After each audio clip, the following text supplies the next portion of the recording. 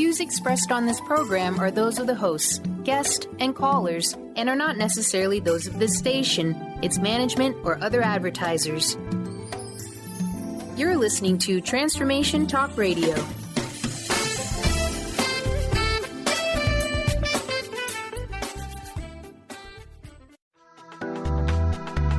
This show's audio was via a Skype call. Welcome to Cultural Brilliance Radio, the DNA of organizational excellence with Claudette Rowley. Conversations that are transforming the world of culture and business. Claudette brings fresh, innovative perspectives that push the boundaries of what organizational cultures can and should be.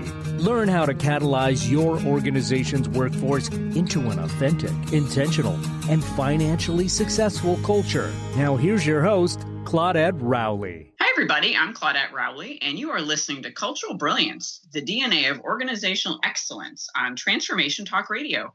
Stay with us for the next hour and let us help you experience some groundbreaking ways to transform your company's culture. Twice each month, we'll have some of the foremost experts on organizational culture and leadership, helping you understand how to make a brilliant culture the rule rather than the exception. Today, I am really thrilled to have Mark Somol with us, and we're going to be talking about how AI is actually changing the culture of feedback. So this is going to be a really, really interesting show. Let me introduce Mark. Mark is the co-founder of Zeal Technology, and he's passionate about creating positive impact on the lives of company employees. With Zeal, Mark helps companies transform their employee engagement and company culture and really recognize that these are keys to creating an environment where people can thrive and succeed. Zeal seeks to equip company leaders with the tools and information necessary to make their organizations great places to work. Before founding Zeal, Mark worked as president of Percussion Software, driving the launch of Percussion's first product and transforming that company's culture. And before that, he served as COO and CFO at Mazinga, a social software and analytics company, and was a principal at NeoCarta Ventures, a $300 million venture capital fund. At NeoCarta, Mark worked closely with the CEOs of portfolio companies on business strategy, raising capital, M&A transactions, and operations.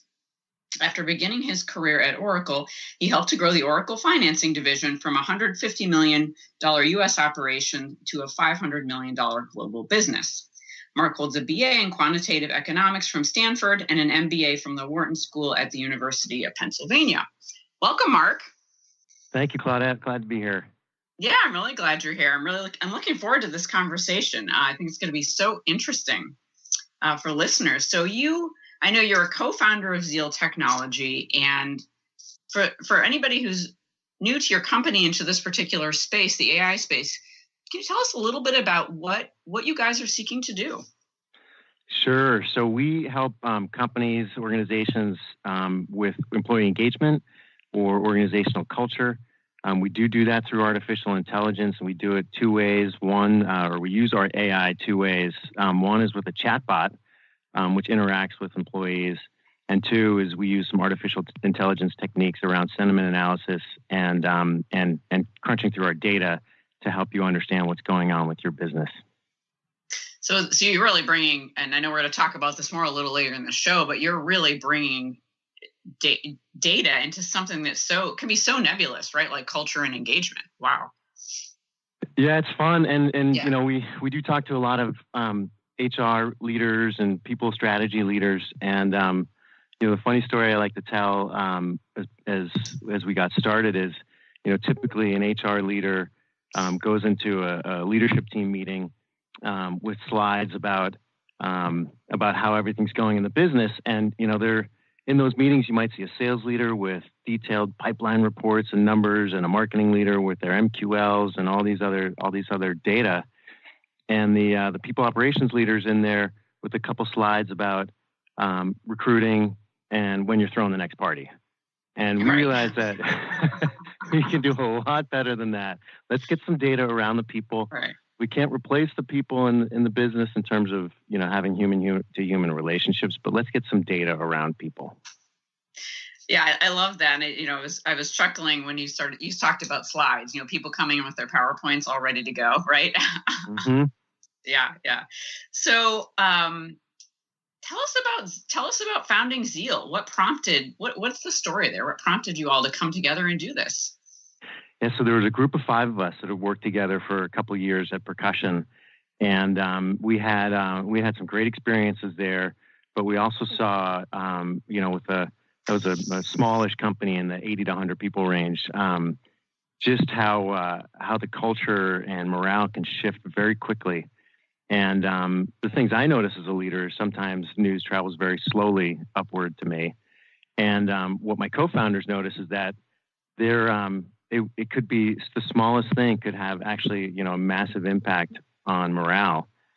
And so what I found with one of my co-founders who ran HR for Percussion, she and I would sit down once a week and go through a list of employees and talk about how we thought they were doing, both professionally and personally, and see if there's anything we needed to address there. And after a couple of months of doing that, literally, in a spreadsheet, we realized there has to be a better way than doing it manually like that. And so that was really one of the main genesis of starting Zeal. How interesting, right? So something in a way you were trying to do on your own, right? With the HR director. Yeah. And there needed to be something else. Absolutely.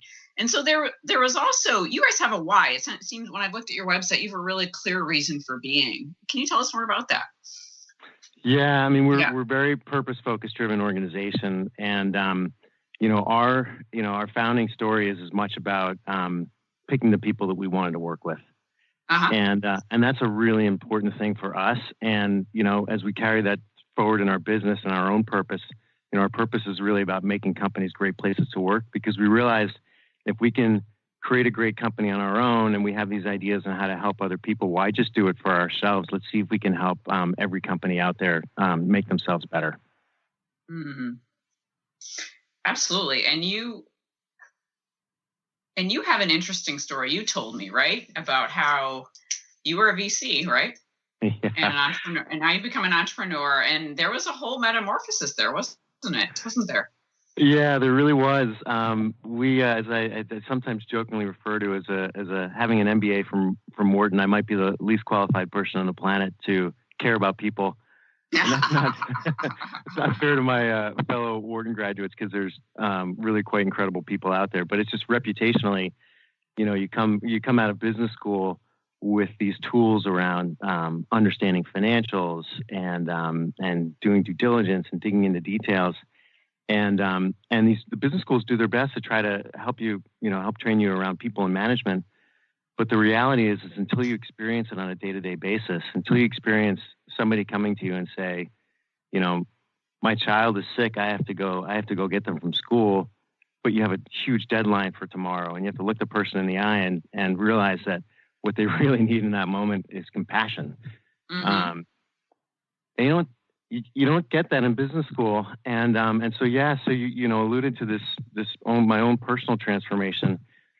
And I spent 10 years as a venture capitalist, and I loved the job and really enjoyed all the companies I invested in. But one of the things that happens in that role is that you really are sitting on the sidelines and you watch how these companies do from a distance. And most of the way you watch is through the reports that you get from the CEOs and other leaders of those businesses. And we're also data driven these days. That it's a lot of numbers. It's financials. It's various sales reports and whatnot. And it becomes very easy to stand and kind of hide behind the numbers and make all your decisions based on numbers. And that leads you to making decisions about people, thinking about people as numbers too, or this whole idea that we call people assets, which I used to use those words, and now makes me cringe. And to think that, we can go through a board report and make these sweeping decisions about, people without really actually taking the people into account. Looking back on it, I think it was pretty naive of me at the time. And as I, shifted into being an entrepreneur myself, and I spent, 7 years inside companies and running companies before I started Zeal. And I can even look back on some of the early decisions I made when I started at Mazinga that I look back on and cringe a little bit, because I walked into there with the same mentality. And So the transformation over that time period was trying to shed this old feeling about looking purely at the numbers and realizing that it's those people who get up every morning and come into the office every day that actually make the business work, that make the numbers actually work. Mm-hmm. It's how they feel when they get up in the morning. Do they want to come into the office or do they want to just go home? And if people have meaning and purpose behind their jobs, they're much more likely to be excited about coming in. And there's so much more to it, Claudette, but that's, really, I think that transformation's pulled me all the way through to the point where I said, I've got to do something different, and I've got to go see if I can help other companies. Yeah, thanks for sharing that story. I think it's incredibly powerful, to hear about going from, people are numbers and assets, right? 'Cause that's what you learned, right, in business school, to saying, wow, someone's sick or their kid is sick and they really need to go pick them up. And we have to have compassion for that in our company, right? And one of the things that a term that I don't like is human capital. So I always say, well, actually, we're human beings. We're human beings. Right. We are not capital. And I often work in companies where, as a consultant myself, where people will say, this come to your point about, the reason the numbers exist is because of people. They'll say, this company wouldn't even be here if it weren't for us as employees, right? Why isn't that recognized? They wouldn't be doing all the things they get to do, they meaning, the people that own the company, if we weren't here doing these jobs, right? And just that feeling that the lack of connection they feel from the people they're working for. Yeah. Yeah. That's well said. And they're out, some of their outrage is really justified, right? Why aren't we being acknowledged? Yeah. And when your employees feel that way, you've got to recognize that when they show that sense of ownership, that they want to be part of it, that's a good thing. And it may come out in ways that express, strong emotion, but that emotion is a good sign that they're engaged and they're switched on. Even if that emotion is anger, that means that they still care. And that's important. That's an excellent point. Right. And I think sometimes anger gets perceived in a negative way when, like you said, it's really about ownership. It's about wanting something to improve and caring so much about it that you get angry. Yeah. Yeah. And I think that's often overlooked as complaining. Things like that. Yeah, it can be. Yep. And I think there's probably a part of that conversation that can lead into millennials as well, because the millennial generation here, they're very vocal about their work. They're very vocal about having meaning and purpose in their work. And there's people, I'm a Gen Xer, and I think there's a lot of people in my generation that are still trying to figure out millennials. And the reality is the millennials are here to stay. And it's not up to them to figure out how to work with us. It's incumbent on us as leaders to come meet them and figure out how they want to work, because they're going to be the future leaders and, the people doing great things in these companies. Yeah, really well said. And I think that's such an important point. We're going to take a quick break. And when we get back, we'll pick up where we left off. You are listening to Cultural Brilliance, the DNA of Organizational Excellence. I'm Claudette Rowley. And when we come back, Mark's going to share with us some really interesting, fun stories about how Zeal has been able to help companies and some of the really interesting feedback they've been able to uncover. Stay tuned. We'll be right back.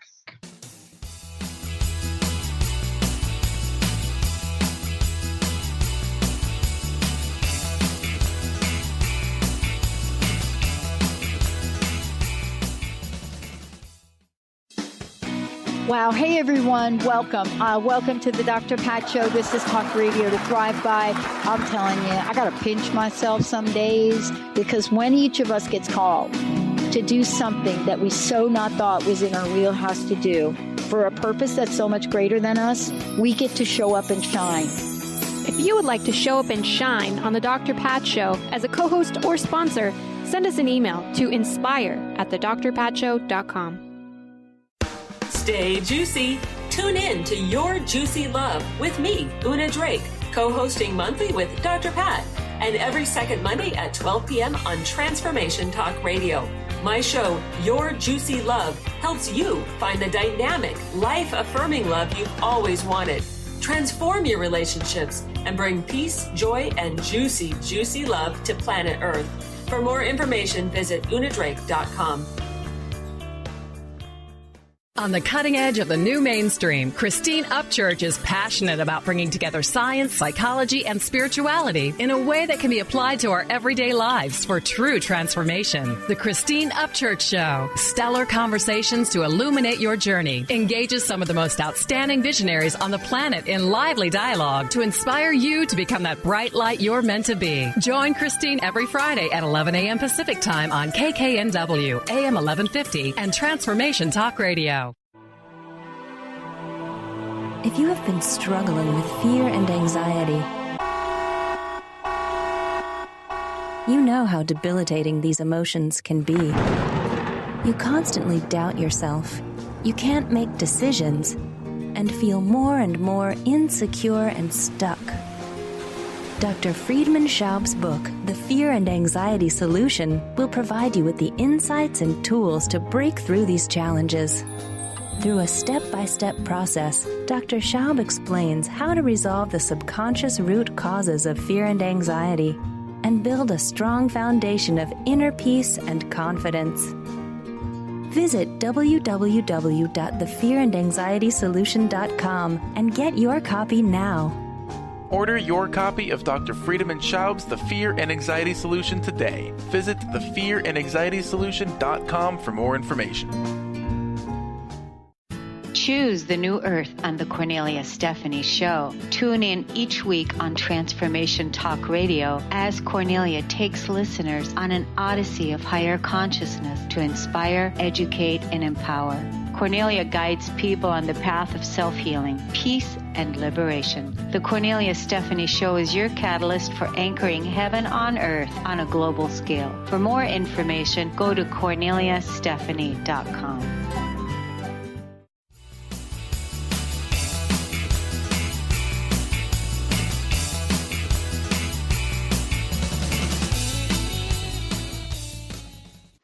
Cultural Brilliance, the DNA of organizational excellence. I'm Claudette Rowley, and for those of you just joining us, my guest today is Mark Somol. He's the co-founder of Zeal Technology, which is a company that is changing how we receive feedback on culture using artificial intelligence. And so, Mark, we were just talking about how you were mentioning how millennials are here to stay, and when millennials tend to be vocal about how they feel about work and what's happening. And then it's really incumbent upon us as generation above them to really, it sounds like, meet them halfway, right? And see what they have to offer. Yeah, I think it's really important. And we see this, from the feedback that we see at our customers as well. The millennials are really engaged in wanting to get more out of their work other than just working. Mm-hmm. The reputation for Gen Xers is we just put our heads down and go.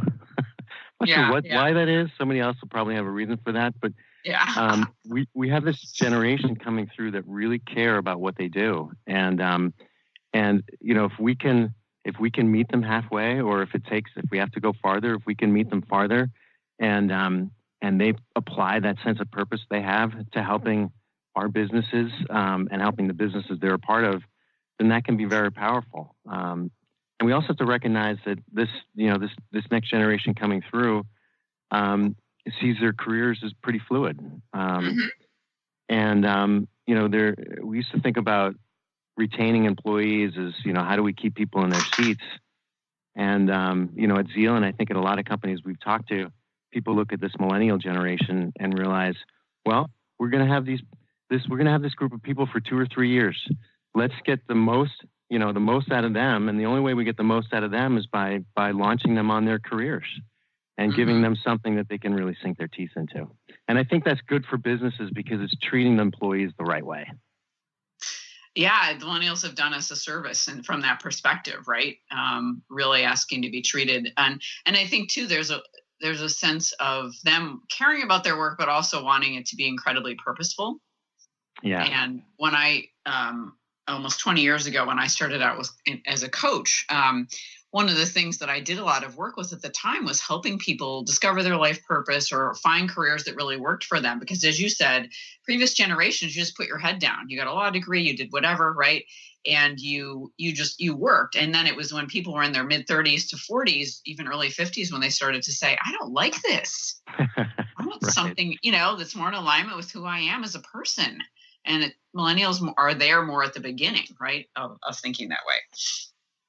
So we actually see some of the direct results of this with our customers. So good. Looking a little bit deeper at what our product does, we help our customers gather not just numerical feedback on how people are doing by asking them questions, but also on open feedback. Employees are allowed to comment on whatever they want, and there is quite a number of our customers where they put our product in place, and some of the first feedback they hear is about vision. And they ask questions, like, where is this company going? Or, I don't understand the vision. Can somebody talk to us about it? And I think there's a direct response there that, whether it's this generation, but again, it's we all benefit from it. We have these ideals of putting things like vision and mission on the wall, and now somebody's holding us to it. If we're going to put a vision out there, well, what are we doing? Let's go after it. And if we put it on the wall, but then we don't talk about it every month or every meeting, then we're not really living it.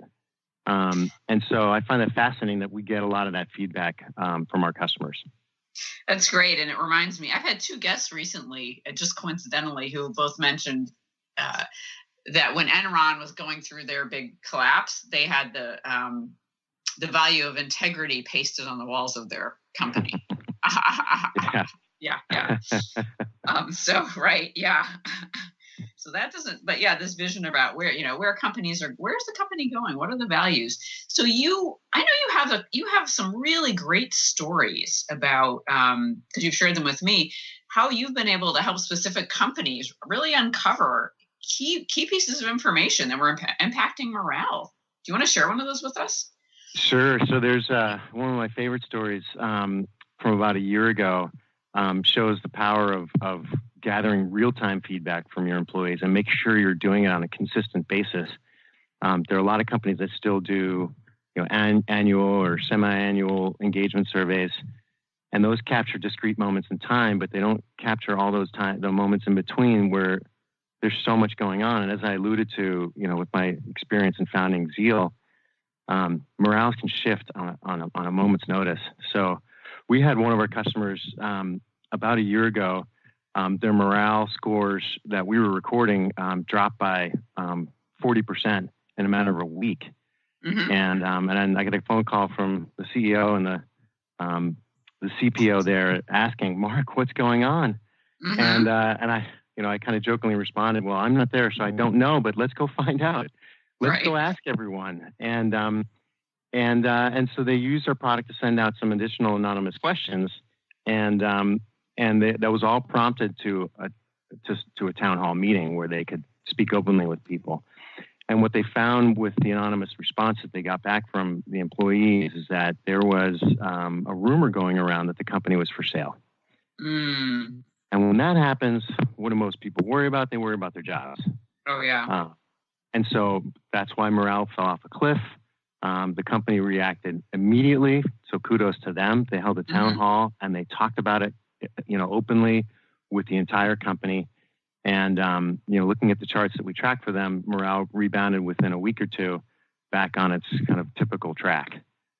And so that was it was a great moment for the company for a couple of reasons. The biggest one being that, moments like that help you build trust with your employees. But of course, it was a great moment for us, great validation moment for us as we were able to help one of our customers really solve a challenge very quickly. I absolutely love that story for a number of reasons, the ones you just shared. And then also just the power of a rumor, right? The power of a rumor, the power of, and probably the person who started talking about it, heard it from what they thought was a good source, right? It may have all been, just somebody heard something and turned it into something else and told somebody else, right? That's usually how it happens. So no one was intending to start anything, most likely. And yet see to the point, though, that morale dropped in a measurable way. right? That fascinates me. Yeah, and it drops measurably in a really massive way. And right. And all that time that then people spend talking to each other about what's going on and the water cooler time, it's all productivity lost, you know. Oh, yeah. But it's not just productivity lost. You're sending people into an emotional tailspin that doesn't help their lives either. So there's so many reasons to try to get that back on track. And I think, you know, what happens at a lot of companies is the rumors happen. The rumors almost always worse than the news. And those rumors travel upwards so slowly. Nobody wants to give bad news to their boss. Mm-hmm. And it's not, people aren't, they're not lying. They're just, they don't want to deliver bad news. And so the news kind of gets slowly soft pedaled up to the point where it's not news anymore. And so a situation like this, you know, we turn it around in 2 weeks. A situation like this could take 2 or 3 months.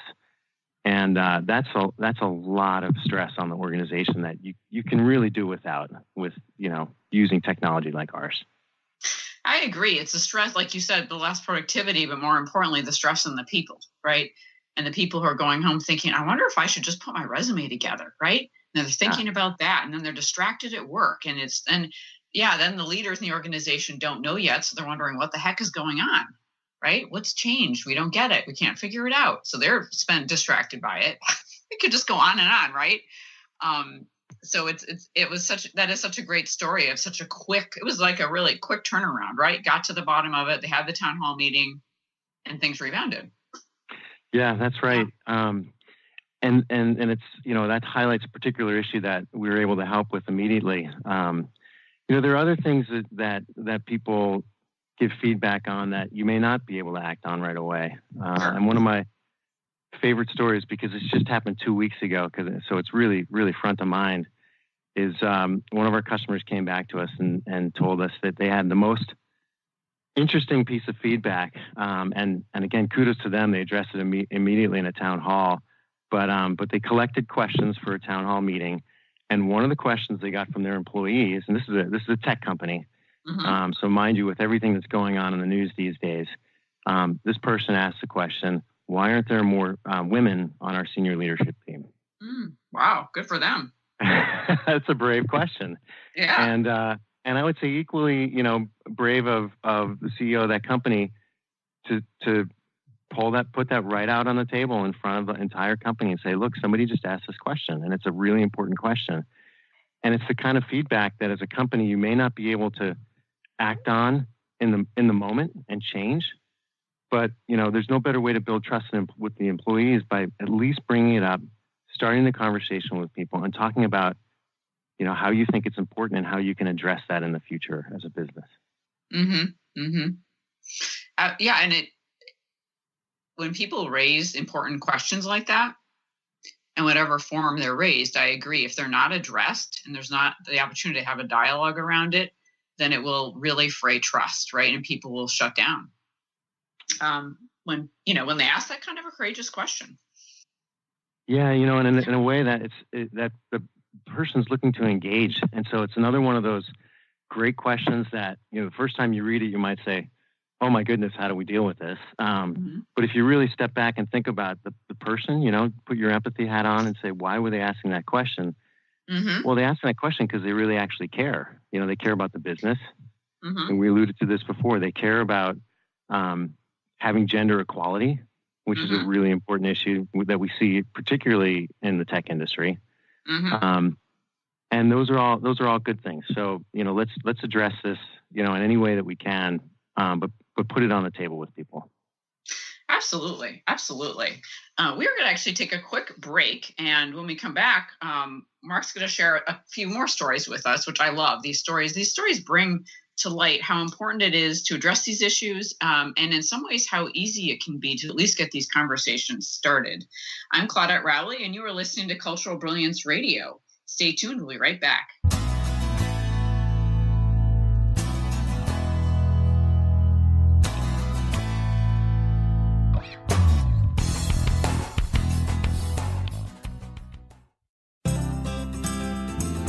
To find answers to life's questions, you need to look within yourself. Dr. Glenna Rice brings your questionable conversations on Transformation Talk Radio each month. Tune in each month for insight into how you can live up to your full potential.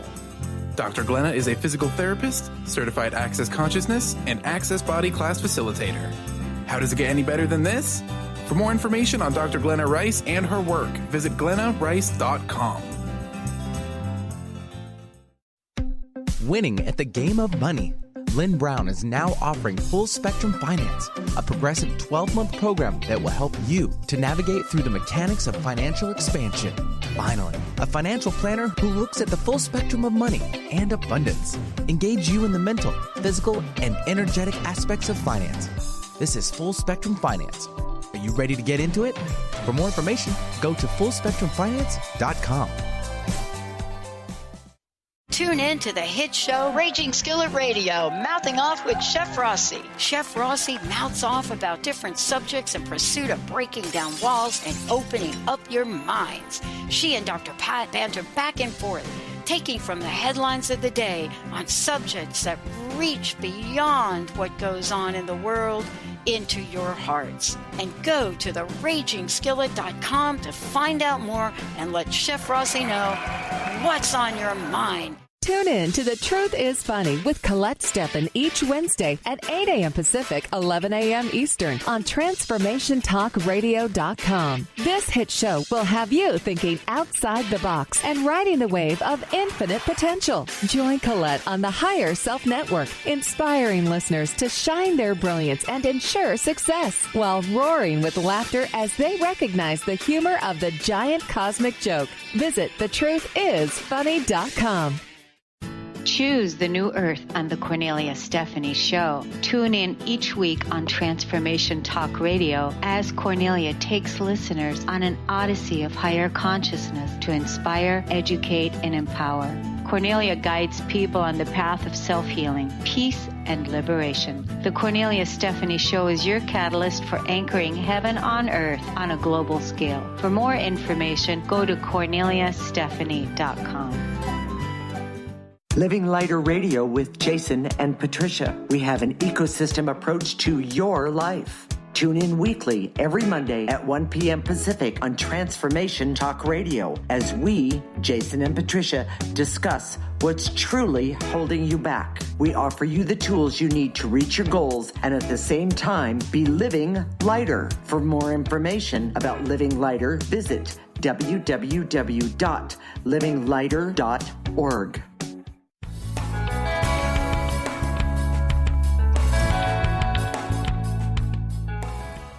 We're back on Cultural Brilliance Radio. I'm Claudette Rowley. And for those of you just joining us, my guest today is Mark Somol, who is the co-founder of Zeal Technology.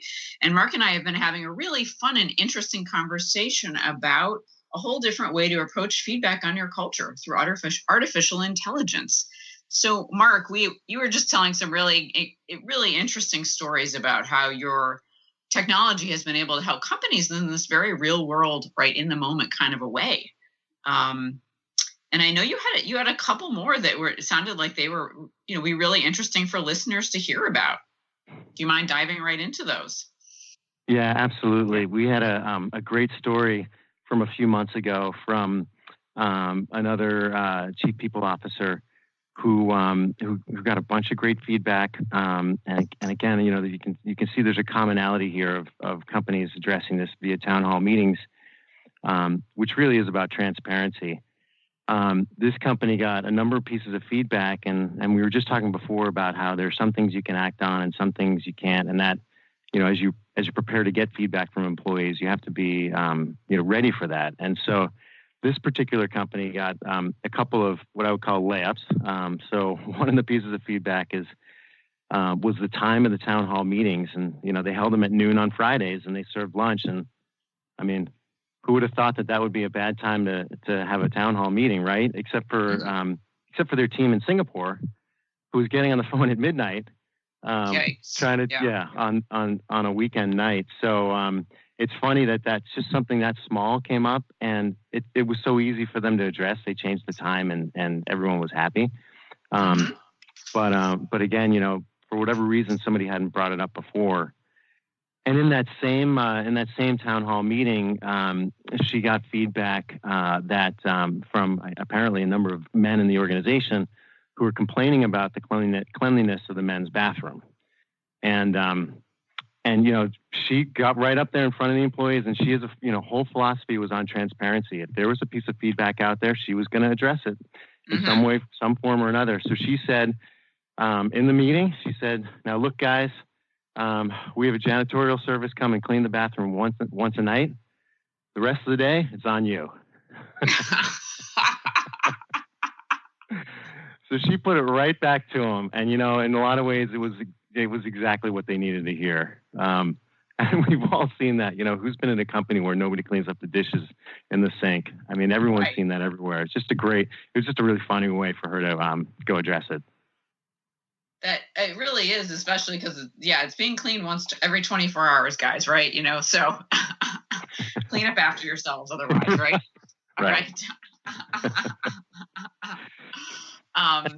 We've had other ways getting a little bit more in the specifics. I've talked a lot about how we've helped organizations as a whole, but we've also we've had some great circumstances with individuals inside companies. So with our product, you can segment your company any way you want.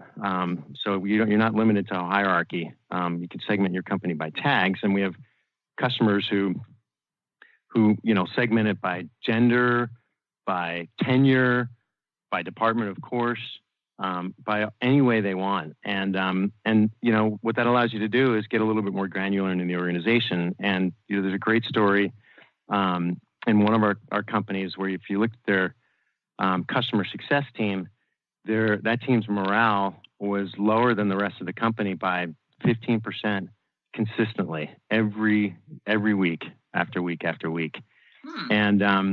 And they spotted it, and I had a conversation with the woman who runs HR there, and she asked, what do you think? How should we address this? And we had an open conversation about it, and it turns out that the person running that team, it was their first leadership role. And it's a funny thing we do in all our companies is we take our best performers, and what do? Is we promote them. Right. If you look at let's take an engineering team, for example. We take our best engineers who have taken 4 years of training in college and maybe 3 years of on-the-job training, and we promote them to manager, and we give them a desk, and we say, "Good luck." Yeah, and never managed no before. Idea Go ahead, have at it. Yeah. And with no training, and maybe we give them a day or two here or there, and we expect them to be great leaders just because they're great engineers or great client success people. Yeah.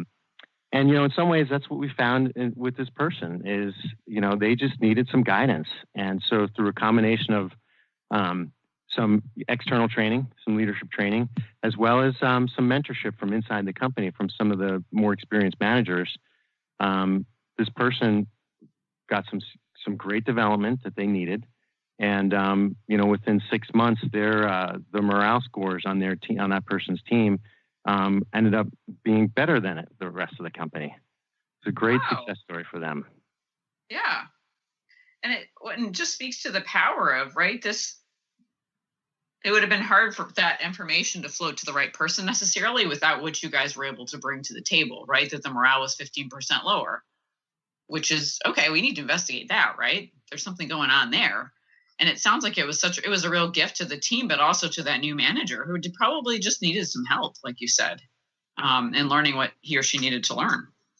It seems like in so many cases, it is people just needing help, but you combine that with the fact that we just generally don't want to give negative feedback to other people, and so somebody could end up in a situation where they're not doing well, but they have no idea. Right.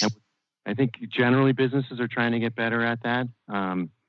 But what I think historically we've looked at things like retention metrics, so that person, if they didn't get the help they needed, maybe 3 people on their team would have left before somebody finally said, "We have a problem."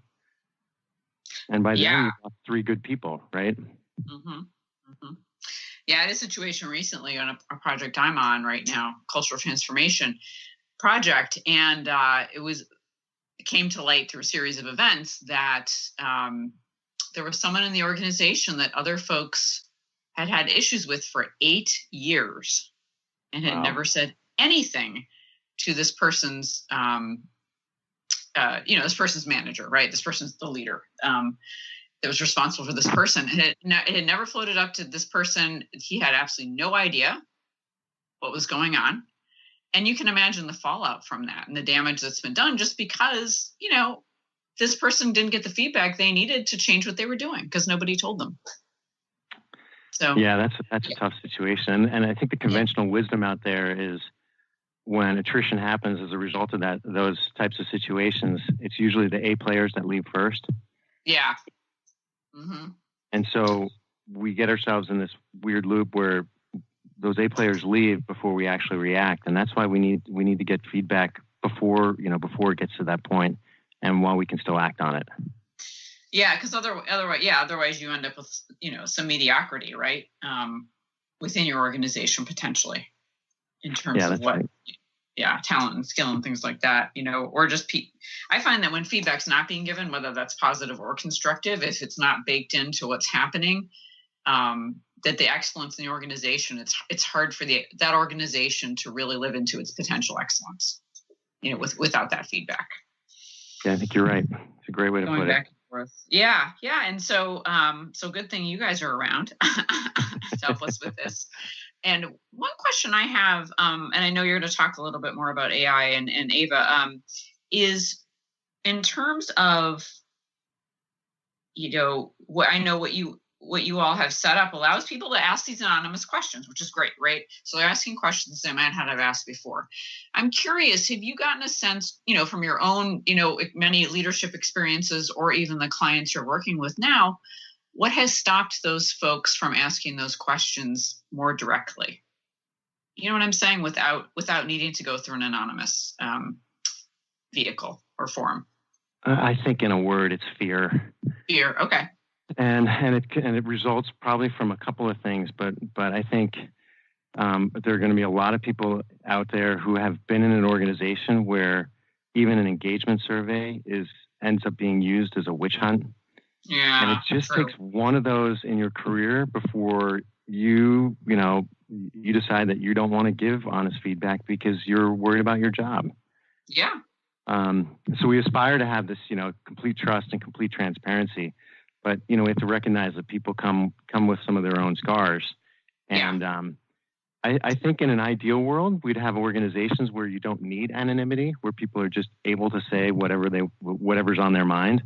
But what we found in practice is that people really need to have confidence that their identity is not going to be revealed for them to speak the truth, which is really what you want to get. I agree completely. Yeah. Speaking the truth it just opens up, even in the examples you've given, opens up the door to something to get resolved easily or something that gets revealed that needs to be handled that could be substantial. Right. But now that we know it exists, we can do something about it. Absolutely. Absolutely. So we are going to go ahead and take a quick break. This is Claudette Rowley. You're listening to Cultural Brilliance Radio here with my guest today, Mark Somol. And when we get back, we're going to learn a little bit more about AI and how it helps employee engagement and about Ava. So stay tuned. We'll be right back.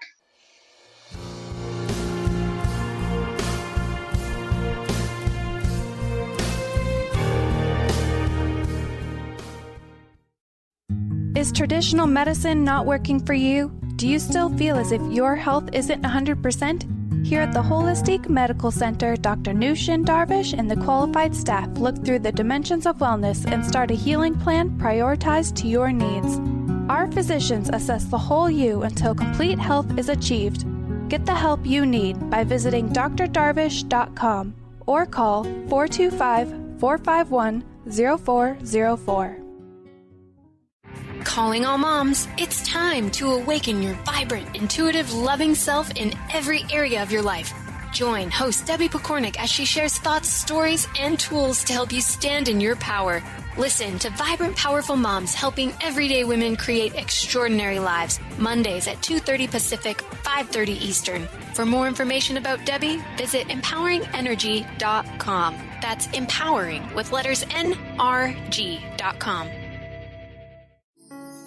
Are you ready to stop stress, anxiety, and low self-esteem from running your life? Join award-winning author Dr. Friedemann Schaub for Empowerment Radio and learn breakthrough solutions to switch out of survival mode and approach every day with great ease, joy, and purpose.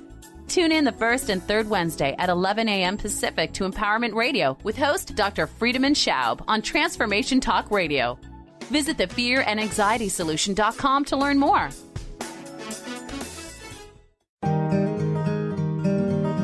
Interested in deepening your spiritual practice? The School for Esoteric Studies offers online training to spiritual seekers from all paths of life and individual coaching.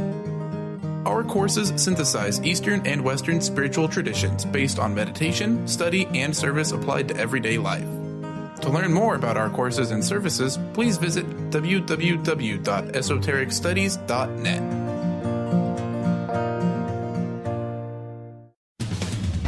The Janice Underwood Show, helping you create the life you want, not the life you tolerate. Tune in each Monday, 9 a.m. Pacific on Transformation Talk Radio as Janice delves into the life creator system and the next step in your spiritual evolution. Janice Underwood is gifted at helping spiritually minded people shift their mindsets to unleash the creator within. Our souls wish to wake us up. Those of us listening hear the call. Do you? For more information, visit janiceunderwood.com. Did you know that all of the shows on the Transformation Radio Network are available as podcasts to stream or download? Really? Check us out. Go to transformationradio.fm. We have business shows, spiritual shows, energy healing shows, and pretty much everything in between. Something for everyone, guaranteed to inspire, educate, and transform. We are transforming the world, one listener at a time.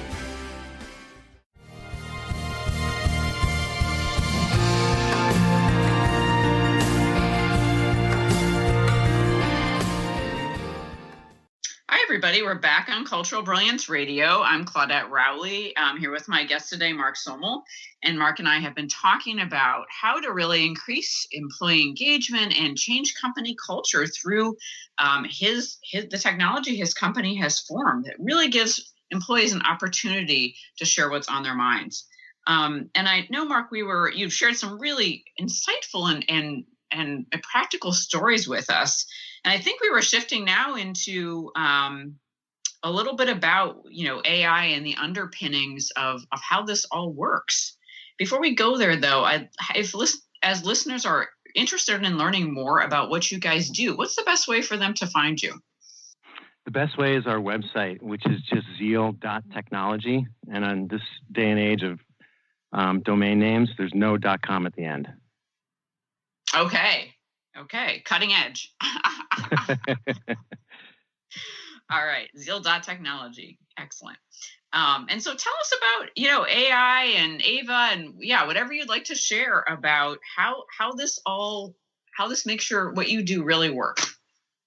Yes. So as I talked about in founding Zeal, the story about trying to understand how our employees were doing, the other key story in our founding and what we've carried through is this idea of using artificial intelligence. The first way we've applied that is by creating a chatbot, which, if you're not familiar with chatbots, it's kind of like talking to Siri on your phone. But in this case, it's texting through a messaging application with our AI, whose name is Ava. And what we realized, we had a couple of our engineers who were my co-founders who were building chatbots in their spare time. And what we found is that people really had fun messaging with these chatbots that could talk back to them. And we realized that putting these two ideas together, artificial intelligence as a communication medium to speak to employees, was a much more engaging way than just asking them to fill out surveys. And so that's how our product is primarily delivered, either via chatbot, over messaging application, or in some cases email as well. And that's primarily used to drive up the interaction with employees. So if our primary job here is to collect data for you on how your employees are doing, then the more data we collect, the better we're doing. And what we're finding is that when you put people in front of a fun, chatty robot, they're more likely to interact. Yeah, it's seems to bring it to life a little more, right, for people. It does, and she, what we like to talk about is that she can develop a one-on-one relationship with people, and it's not, this is not in the realm of creepiness. We still realize that, you still need people-to-people interactions, and frankly, we view what we do as supporting and making those people-to-people interactions better, not replace them. But but Ava has some fun things she does that make her. And you notice I'm using pronouns that make her seem more real than just, again, filling out a survey and going into some kind of black hole. Yeah, and there's it seemed to me when you gave me a demo of the dashboard, right, and how this works, so I get to see a little bit of it in real time. That Ava has this opportunity to be very engaging, right? And you mentioned can talk about the weather, can make a joke, right? So it seems like in a company, it's like this fun little thing for people to interact with, right? Oh, Ava, right? Does it have that kind of energy to it? It does, and Yeah. And that's when I was talking about our engineers, this was kind of the other lightning stroke for us in starting the company when these engineers built a chatbot that they called Bill, and it had an avatar of Bill Murray. And would literally tell jokes and really engage with people, and it can hold a 10-minute conversation. It's not, we're not aiming to make it mimic a human being. You're talking to a computer, right. But it's still fun and engaging. And what we learned from Bill is that you would hear the talk around the company, because Bill also had a job to do, and people would ask the question, what does Bill think about XYZ? And so they personified this chatbot, and that's part of our hope with Ava. That Ava is really there to support your company and support your team and learning how people are doing. Yeah. I'm sorry. I was just going to say that's one of the ways we've applied artificial intelligence, and then we're also using, what people might refer to more as machine learning, but some more the data side of artificial intelligence by using sentiment analysis to help us sort through the feedback you get from your employees, and then some other things we do to help, again, support the data side of this. Yeah, and so people who are newer to these ideas, what is sentiment analysis? So sentiment analysis allows us to look at the feedback that people are giving you and categorize it. And in a very simple form, we can categorize it as positive, negative, or neutral. And as things get more sophisticated, you can pull out specific words. If there's a common words, let's say people are giving a lot of feedback about vision.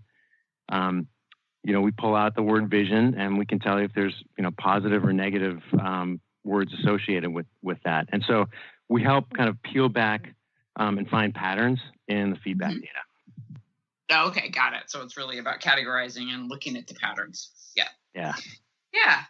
And so what is you and your co-founders together, do you collectively have a vision of what you'd like to see, emerge through your work with the technology that you've built? Is there a vision, a 5-year vision, 10-year vision of the impact you'd like to have?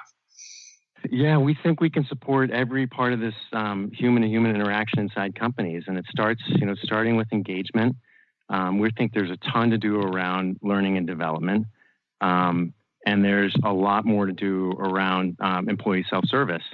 Employee self-service is the place we've gone next. We've built a second AI whose name is Artie. Artie helps employees find information about their company, starting specifically with things like benefits. So you take a really complex thing, and we use an AI to sort through all that information and make it easier for employees. So if you're an employee with a question, you may try to read your benefits documents, and we've all tried to do that, and it's almost impossible to decipher.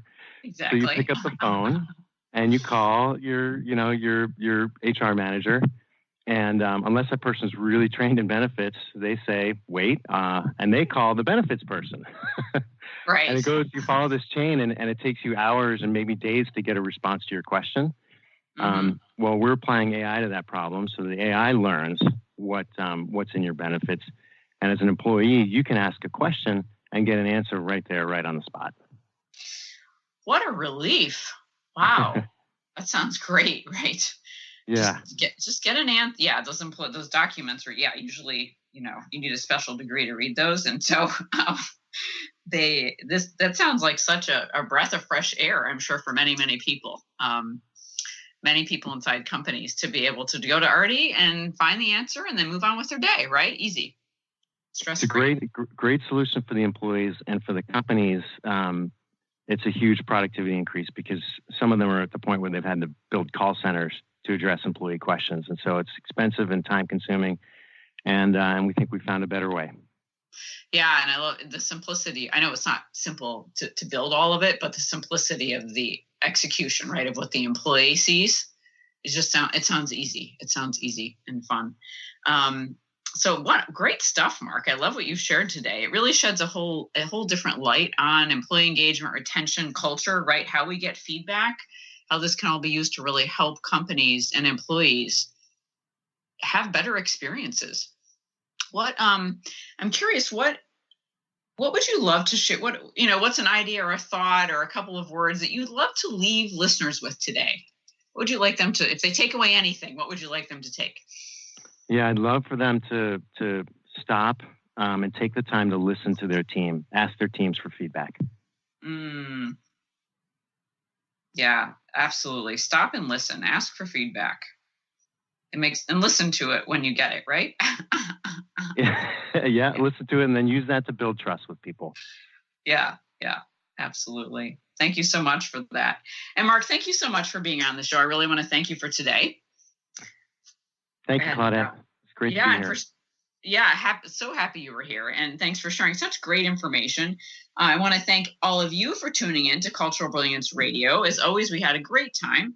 Please join me the second and fourth Fridays of every month at 1 p.m. Eastern, 10 a.m. Pacific. And look forward to seeing you all next week.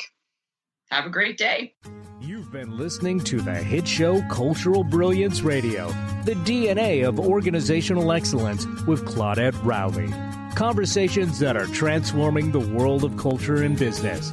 You can download this podcast and find out more about Claudette and her breakthrough work at ClaudetteRowley.com. Please contact Claudette and find out how you can create a brilliant culture.